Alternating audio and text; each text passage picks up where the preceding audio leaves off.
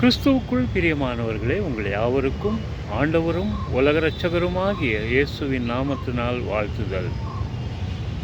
கொரிந்தி புஸ்தகத்தில் சொல்லப்படுகிறது, ஒருவன் கிறிஸ்துவுக்குள் இருந்தால் அவன் புதிய சிருஷ்டியாயிருக்கிறான் என்று சொல்லி, பழையதெல்லாம் ஒழிந்தது என்று சொல்லப்படுகிறது.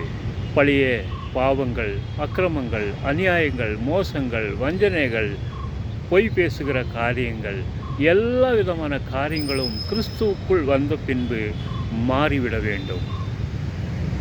தன் பாவங்களை மறைக்கிறவன் வாழ்வடைய மாட்டான், அதை அறிக்கை செய்து விட்டு விடுகிறவனோ இரக்கம் பெறுவான் என்று சொல்லி வேதம் சொல்லுகிறது. உங்களோட வாழ்க்கையில் நீங்கள் கிறிஸ்துவை உங்கள் சொந்த இரட்சகராக ஏற்றுக்கொண்ட பின்பு உங்களோட வாழ்க்கை முற்றிலும் ஒரு குழந்தை போல மாற வேண்டும். குழந்தை போல உங்களோட வாழ்க்கை மாறாவிட்டால் நீங்கள் இன்னும் பழைய பாவத்துக்குள் இருக்கிறீங்க, நீங்கள் புதிய சிருஷ்டியாக இன்னும் மாறவில்லை என்று சொல்லி நாம் அறிந்து கொள்ள முடியும்.